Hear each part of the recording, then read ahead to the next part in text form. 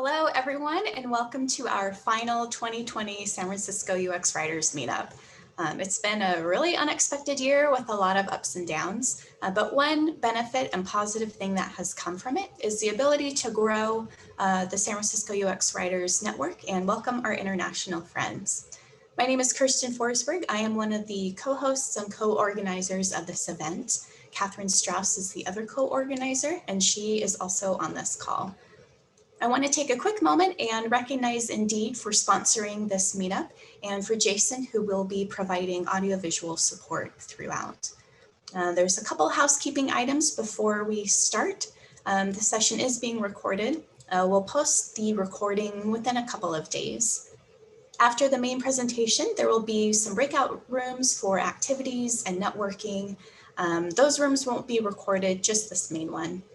We'll also have time for a Q&A with Yael, so start thinking about those questions. There will be an opportunity in the Slack channel for you to post those questions, and then I'll be facilitating that Q&A. Speaking of the Slack work channel, I'll be posting a link to that in this Zoom chat. If you haven't already, go ahead and join that channel. There's a November 2020 meetup discussion channel that you can join for conversations throughout this event. By joining Slack, there's a code of conduct that you agree to. It's one of the channels, so you can take a look at your convenience. Closed captioning is available if that will be helpful to you. It's in Zoom on the bottom right corner. You'll see a live transcript. You can click on that and have that available to you. We're taking a break for the holidays, taking a break during December to just take a breath and hopefully let the year end out with without any other exciting events. Our next San Francisco UX Writer Meetup will be in January 2021, hard to roll off the tongue, with Laura and Richia. Stay tuned for more information. We'll be posting it to our Meetup page. And now, without further ado, I'll announce our presenter for today. Yael Ben-David is a writer at Fundbox in Tel Aviv, Israel. She's written for a number of industries, and her work has reached millions of people all around the world. She thrives making tech accessible through clear and data-driven copy. Go ahead and take it away, Yael. Hi, everyone. Thank you so much for having me. Thank you to Kirsten and to Catherine, and of course to Indeed for sponsoring the event.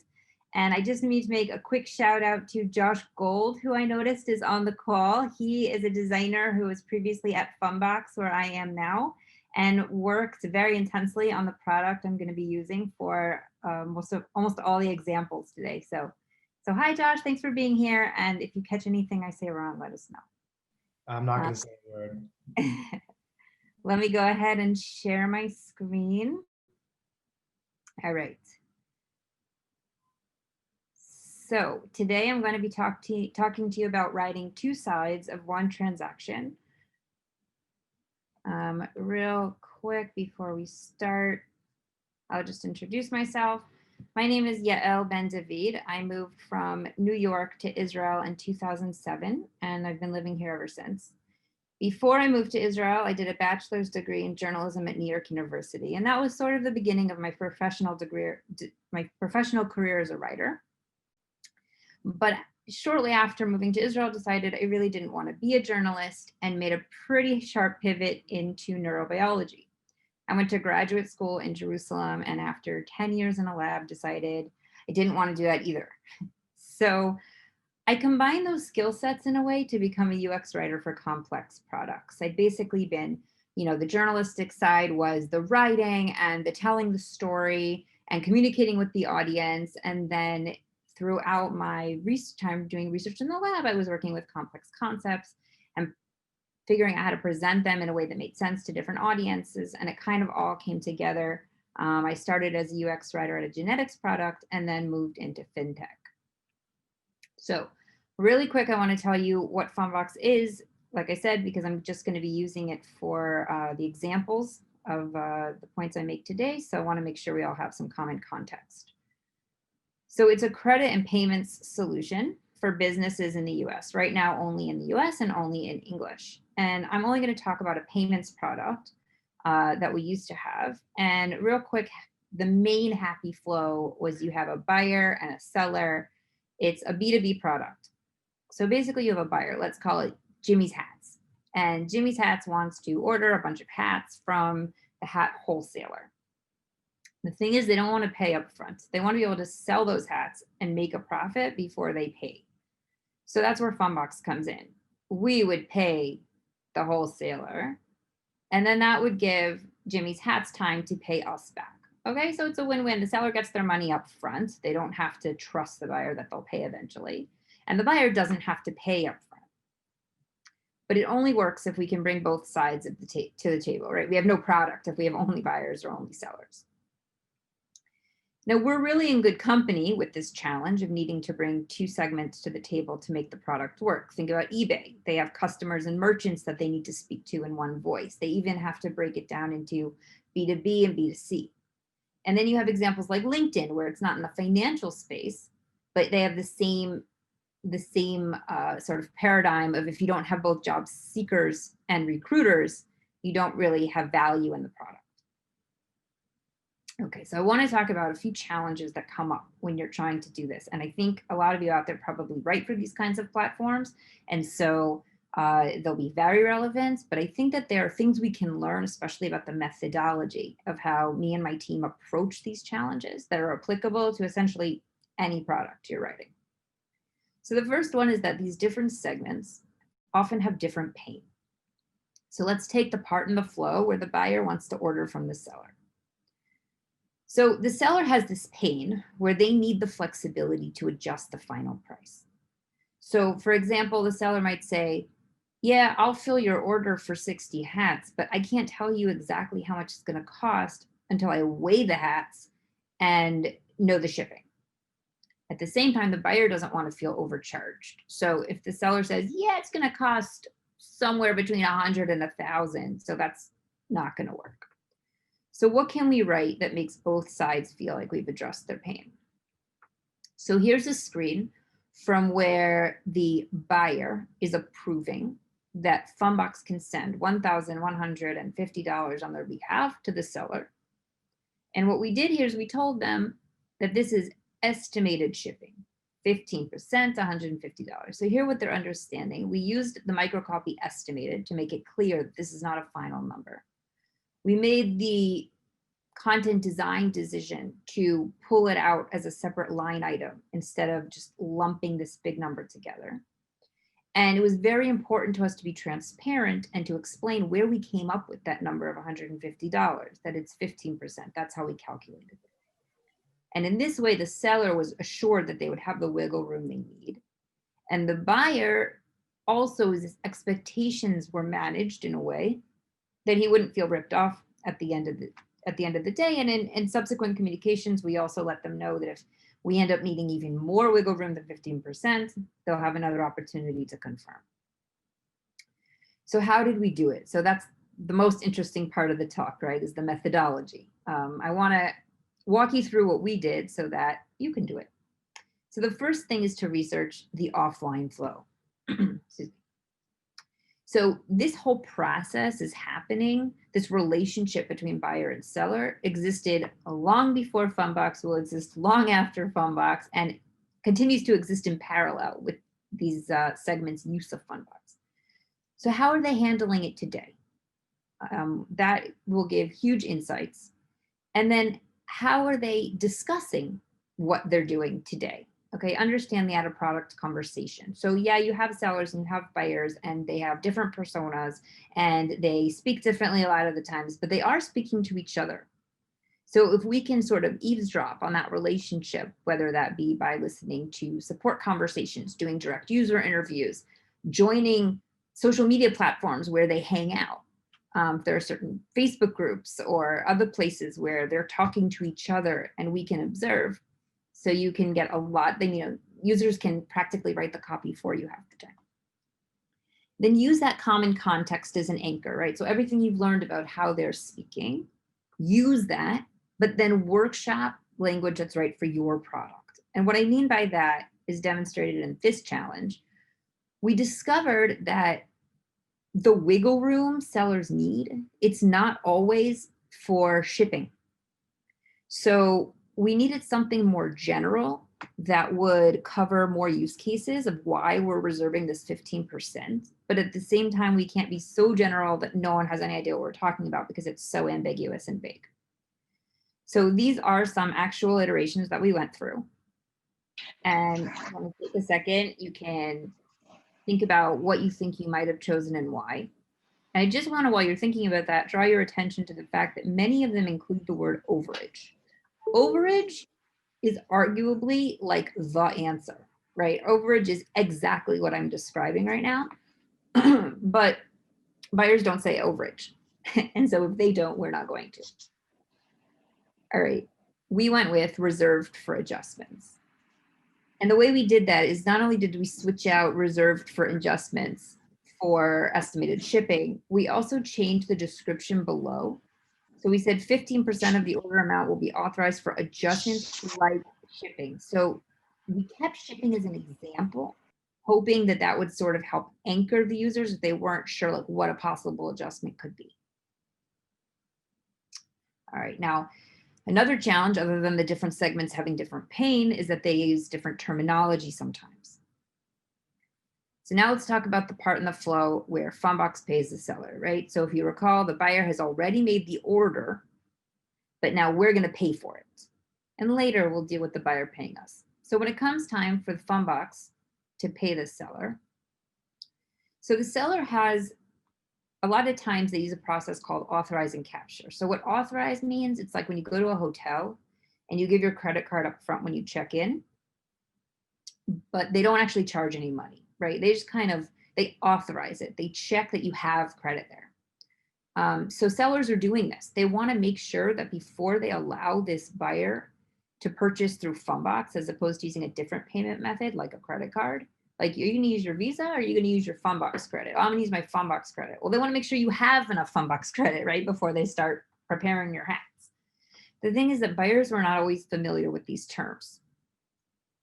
Some weren't familiar with Authorize. Many were not used to using Capture. So here's how we went about figuring out what we should write in our product. First, pretend there is no real world. Just focus on accuracy. If I could call this whatever I wanted, not being anchored to any conventions, any nuance, any nothing, what would I want to say? Because a lot of times you start, kind of skip that step and you just start brainstorming and wordsmithing and just throwing things out there without realizing your bias. And then you get to a place where that just is so maybe so far from a simple solution that would be really clear and accurate. But then you do after that need to research conventions. We can't accidentally use a term that feels really right, but just isn't true. And or is true, but a lot of people will take it a different way. And a good way to do this is to speak to industry experts. So no matter what product you're writing, you're the expert in writing and you're the expert in user experience, but you're likely not to be the expert in the industry, whether that's fintech or health or whatever it is you write for. And industry experts can give you perspective about like nuances you might have missed or historical conventions or all kinds of other insights that can help guide your final copy decision.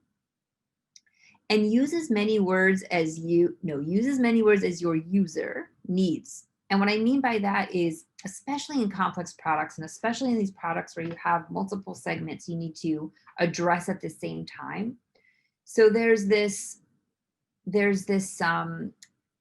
gold standard sort of concise, right? Concise. Really good microcopy is concise, but not always. And especially in these situations, cutting words can actually add confusion. So you can see like in the previous example where all of a sudden we had this whole paragraph below explaining what we meant by authorized for adjustments, reserved for adjustments. So if more words are going to get your user there quicker, use them. And check what other products use, right? So what I mean by that is you don't need to reinvent the wheel, just adapt it to your car. Look at what others are using and you don't have to create language for the space from scratch, but you do need to adapt it to your situation. And again, of course, after checking what other products you use, adapting them if that's what you need to do, understand the out of product conversation. What are your users saying to each other when they're not using your product, but discussing the same flows? Because we're not going to educate the user. We're going to learn from them. And this is completely unrelated to this product that I've been describing until now. I had a great example of this. I just added this slide in yesterday. I was writing about a bankruptcy flow that we have. And I wanted to say something. And this is a comment I got in a Google Doc from someone in our company who, I don't know what her official title is these days, but it should be like ultimate customer expert. I think she knows more about these customers than they know about herself. She knows everything about our customers. And she said, you should say file for bankruptcy. And I said, no, I want to say this, and here are all my reasons. And then she writes back, okay, she pulls the trump card. The term file for bankruptcy is what customers say. Mic drop. And that's what we used. So in this situation, right, we're still talking about authorizing capture. Here's a list of options we came up with. So which one do you think you might have used? I kind of gave a hint when I said that buyers were more comfortable with authorize than they were with capture. So we went with authorize and process payment. That seemed to satisfy everybody's needs.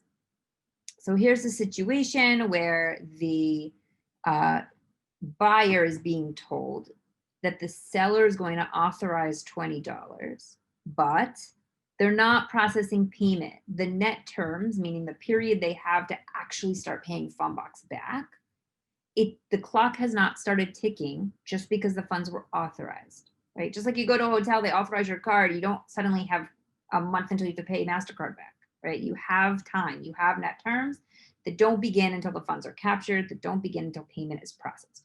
And one of the things that helped us make this decision is every single person, bar none, that we bounced this off of when we said, what do you think of when I say process payment? They said they visualized a credit card being swiped, which is exactly what we mean to happen in that moment. Okay, bonus challenge. Sometimes subsegments, segments within segments have different terminology. So, right, I mentioned that this sort of period that the buyer has where they've made their order and their seller's gotten paid, but they haven't paid, is called net terms. But we found out that we had sellers who also called this trade credit or even a deposit. We had sellers who said, oh, no, I don't have a net terms program. I wouldn't offer anyone net terms.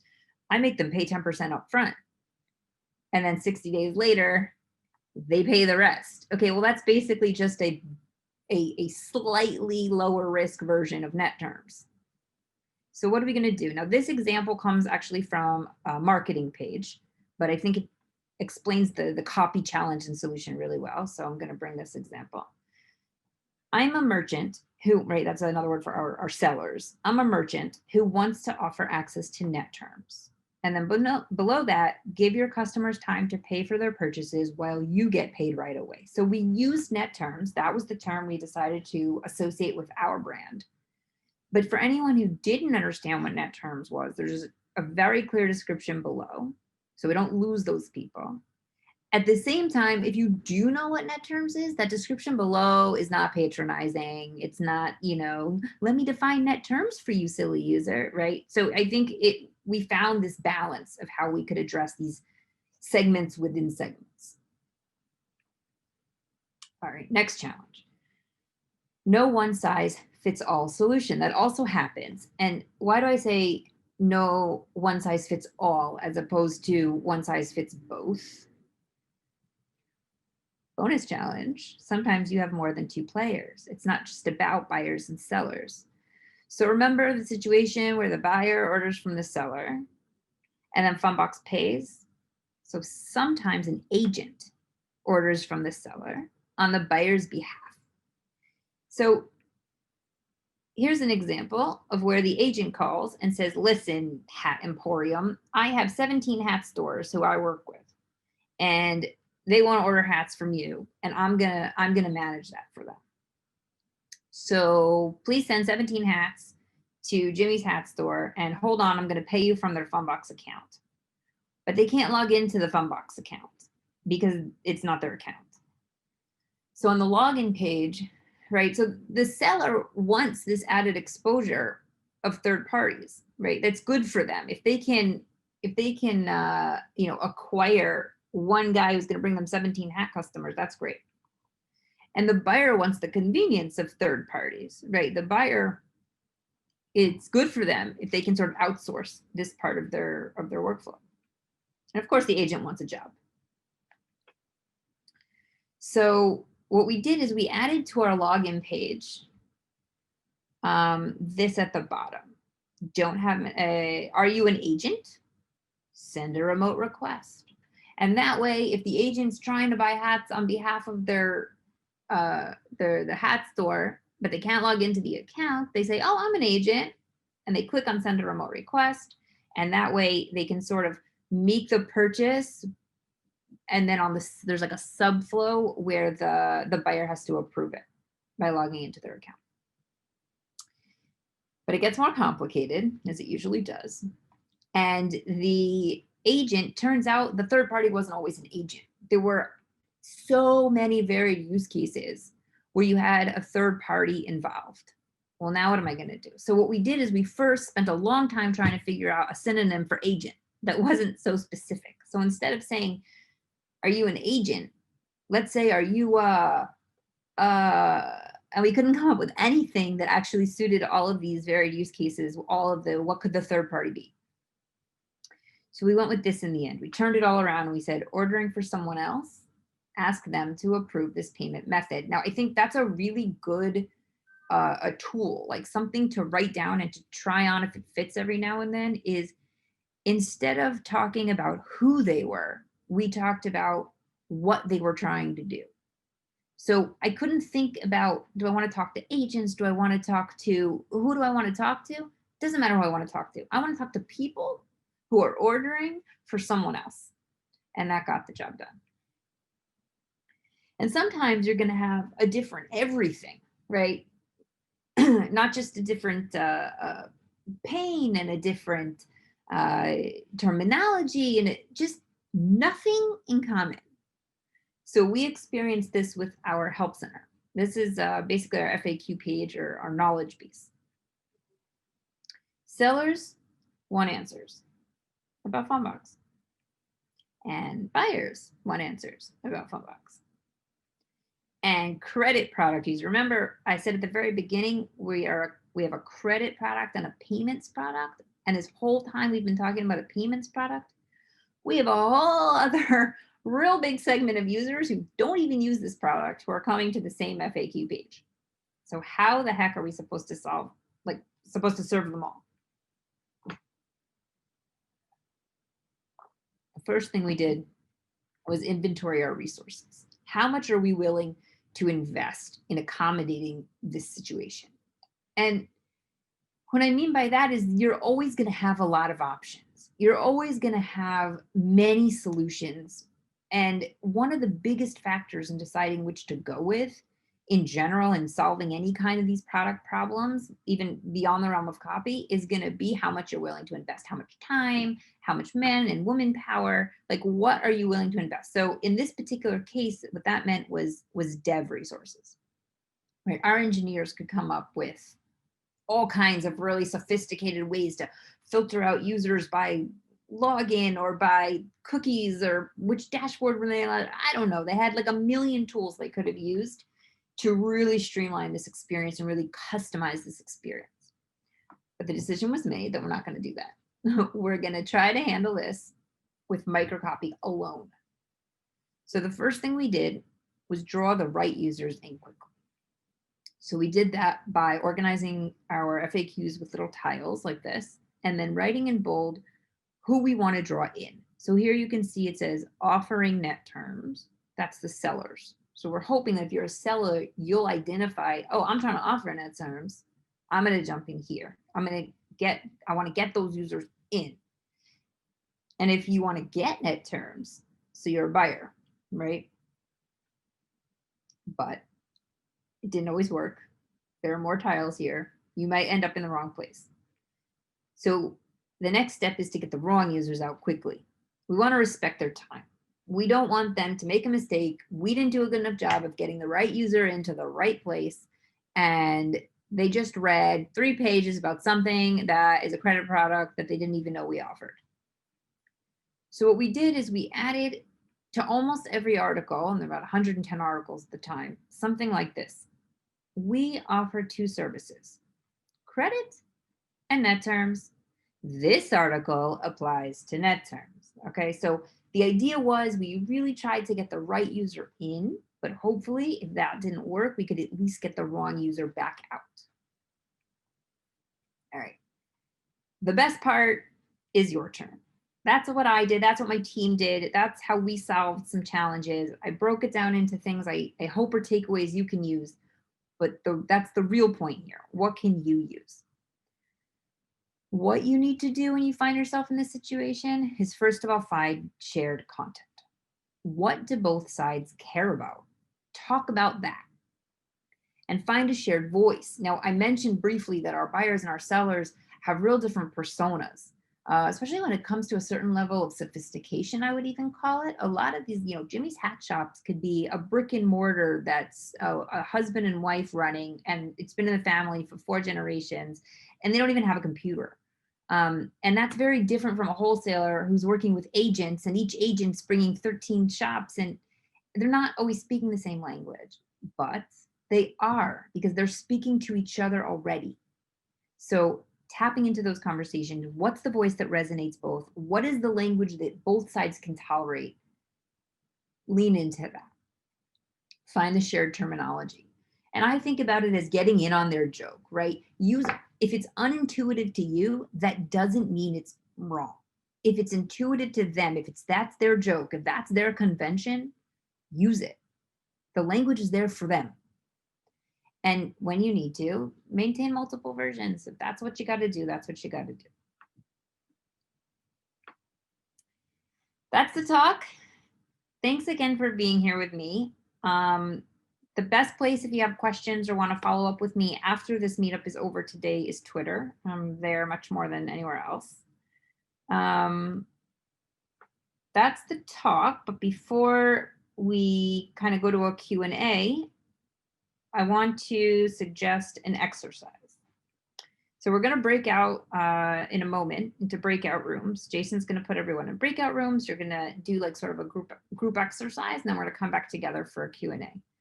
So here's the challenge I present you with. Real challenge, real feature. I hope you can write it better than we did. So it's for the part where the buyer pays back Phonbox. So what would happen is the buyer would order, Phonbox would pay, and then the buyer had a period where they didn't have to do anything. And then when that period ended, they did need to pay us back. And sometimes they didn't realize they needed to pay us back. They didn't realize, like, it's been 180 days. Who wrote that down? And they missed the date they were supposed to pay us by, and they ended up having fees because of that, and they were not happy. So we wanted to offer them a feature called autopay. So what was the different pain we talked about today? The seller wants to keep the customer as happy as at Phonbox as they are in-house, right? The most important thing to these sellers is the relationship with their buyers. And if putting Phonbox in the middle of that relationship is going to screw anything up, we're going to be back out of the picture. The seller just wants to keep the buyer happy. They don't care what we call it, auto pay, auto debit, auto whatever. Make it easy, make it simple, make it general, make them happy. The buyer just doesn't want to pay fees unintentionally. So they're looking for something much more technical, much more specific, guarantee me on this specific point, as opposed to this sort of general, don't get too technical, don't get down in the weeds, just make it easy. And there's a bit of a terminology mismatch, because the seller, from their perspective, they want to be able to tell their users, Phonbox debits you. They audit debit you. You don't have to remember the date because they'll debit your account. But the buyer thinks that they're paying automatically, right? So they want an auto pay feature, and the seller wants to sell them an auto debit feature. So this is the pop-up they would get the first time they logged into their dashboard after the feature became available, announcing that there's a new auto pay setting that they can use. So I guess since I can't sort of broadcast the slides into every into every breakout room, if you could screenshot it or jot down the questions so you have them in front of you.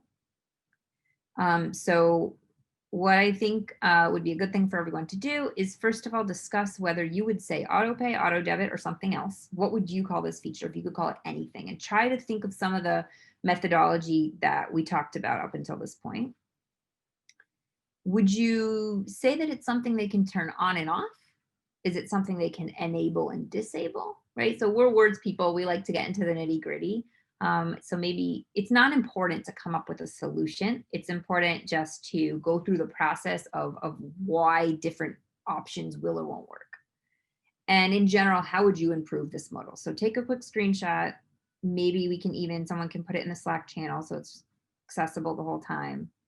And what would you do here? And the other thing, if you have time in your group, is this is the actual toggle where they could decide to turn it on and off or to enable, disable it, whatever you call it. And a tooltip explaining. So what works in the tooltip copy and the toggle copy? By the toggle copy, I mean this: auto pay when that turns out, like this actual copy next to the UI element. And what's not working? And then how would you determine whether your solution works for both segments? Because that's the goal here. Okay, so I guess, Jason, that's it. Everyone is off to their breakout rooms. And then when you all come back, I hope you have some questions that I'll be able to answer. Welcome back. We're happy to have you back with us. I hope that you had a good either conversation or networking or working through the challenges, however you decided to use your breakout room time. I hope it was successful and useful for everyone. If you have anything that you wanted to share, any takeaways, any aha moments, feel free to put them in the Slack. Then we can have those for future reference, drive more conversation and connection, or just keep a record of conversations. We'll now switch over into our Q&A portion. There is a pinned post on the Slack channel if you want to thread your questions under there. I'll be facilitating. You can also just put your questions in Slack, or if you aren't using Slack, feel free to put them in the Zoom chat as well. Since I'm facilitating, I get the luxury of having the first question. Probably my big takeaway so far was that, so Indeed is also a dual-sided platform. We have people who are posting jobs and looking to hire, and then we have people who are looking for jobs. And my big aha moment was really it's the two sides that are talking to each other. We aren't talking to each user section. Do you have any tips or resources for or people to work with to really get those sides of the platform or the product working together, so that way we can have that conversation between the two? So I think something I mentioned a few times, I hope didn't harp on, was the idea of tapping into the conversation that's already going on. So if you want to hear how it sounds when you're not in the middle, listen to how it sounds when you're not in the middle, right? Because the thing about two-sided platforms is you're bringing together two sides of a relationship, but that relation, you didn't create the relationship. Mm-hmm. So what can you lean on that already exists? Another thing I would say is to do market research and see what your competitors are doing. Again, I mentioned, you don't need to reinvent the wheel. You don't need to create a language. You can look around and see what are the expectations in this space, right? So there's a high likelihood that your user, if a user has a credit line at Phonbox, they probably have a credit line somewhere else too, right? They might have one at Cabbage, which is very similar to us, or they might have one at a bank, which in a sense, we're supposed to be an alternative to a conventional bank, but in a sense, they're coming for the same needs. So what does it look like there? And you might actually be surprised and find that your hypothesis was not correct, and that they don't feel like when they go to their wherever else they're going, they're speaking directly with the other party. They do feel like on your platform, they want to hear your platform. That if they didn't want to hear your platform, that they wouldn't be there. That, for example, what's a reason they might want the middleman of your platform? Well, maybe you give them a sense of security. Maybe you give them a sense of confidence, whether it's that they're material, their privacy will be respected, or that their data is secure, or maybe it's that in your case, the other side is vetted, right? So it's not just like some random application, right? Indeed is in a sense vouching they're on our platform. So maybe they want to hear your voice as part of that. So I would first treat this idea of should they hear me? So as a hypothesis, not a given. And then I would do those like different types of research. What are they expecting from similar spaces? And how are they speaking when no space is involved? Yeah, thanks for that. Yeah, great. Great answer and great tips. I don't see any more questions, but I have plenty of questions. So again, if you have questions for Yael, go ahead and put them in the Slack or the Zoom chat. One challenge of being a UX writer is balancing business needs with user needs, and you did kind of talk to this. But something that I thought of if there are dual-sided platforms, does that increase the business needs? Does that kind of increase the complexity or the things that you are juggling? And if so, how do you navigate that, and what has worked for you? So it definitely increases the complexity. I think safe bet that everything increases the complexity.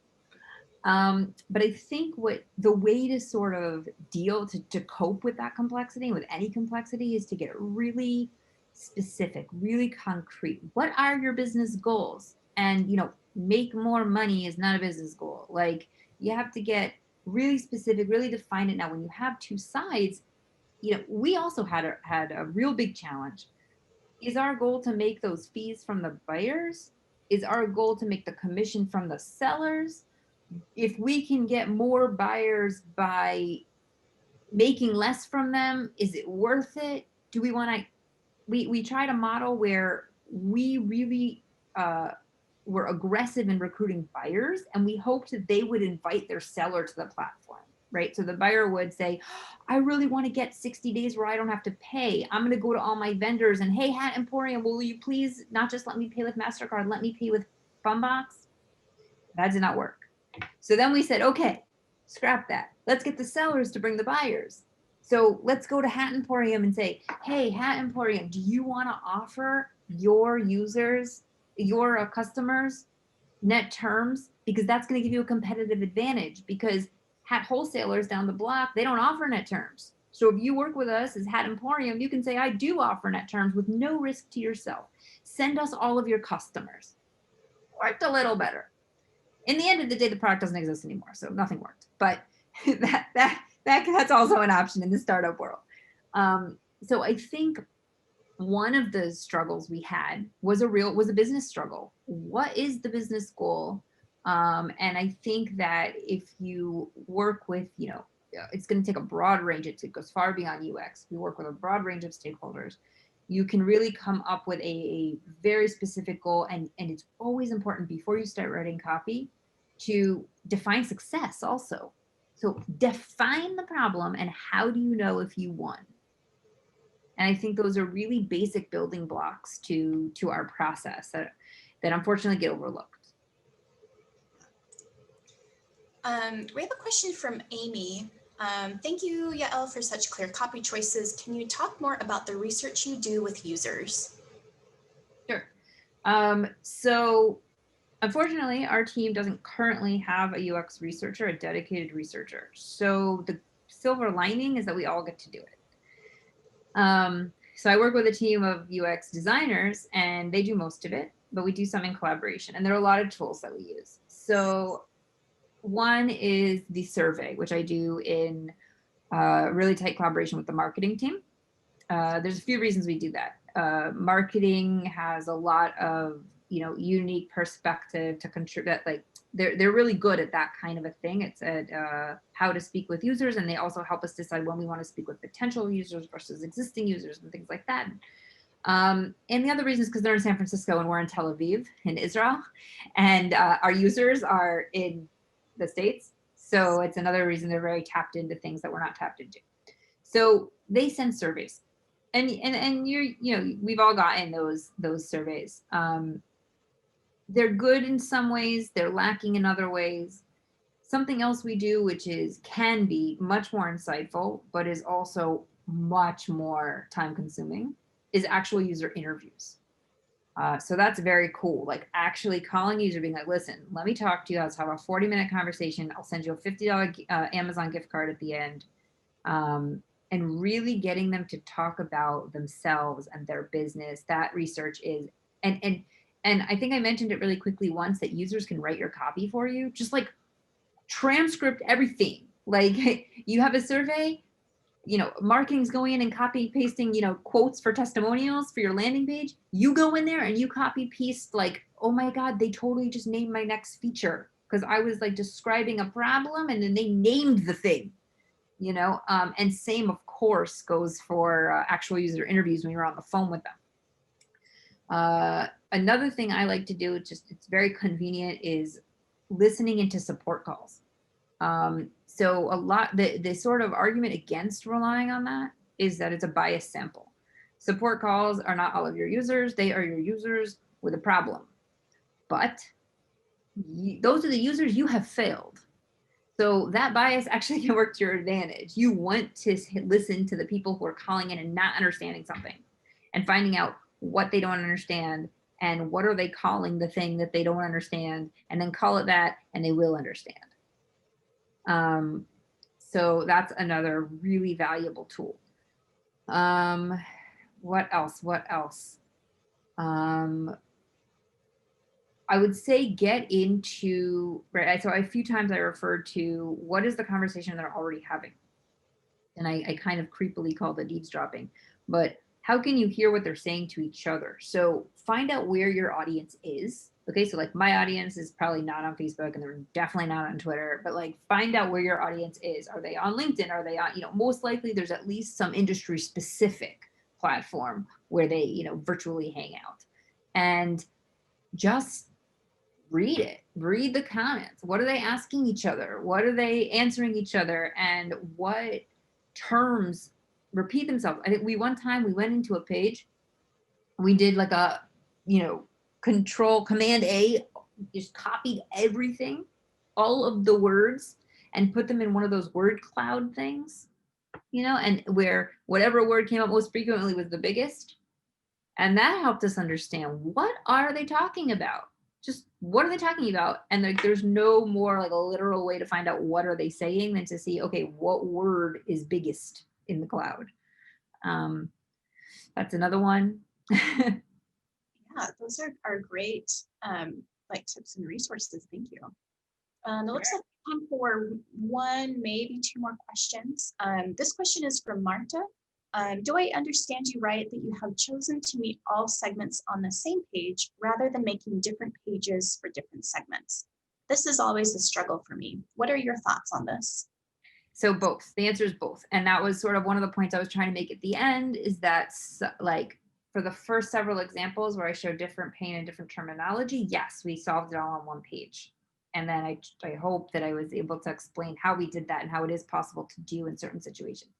And then at the end, we talked about how you can't always do that, right? And like in our knowledge base, and that you have a few ways. So you can invest more tech sometimes to solve it, or you can kind of do what we did, that sort of copy compromise solution.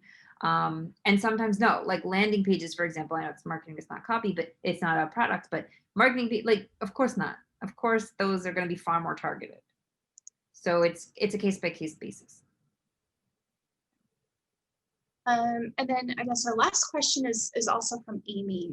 She said, I'd also love to hear about some of the successes you defined.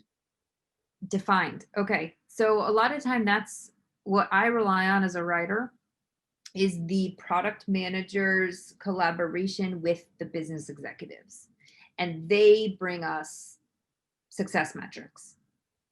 So a success metrics I work with a lot is on our credit line, not the payments product I talked about. So we give you a credit line, you have to like draw funds, pay us back, draw funds, pay us back.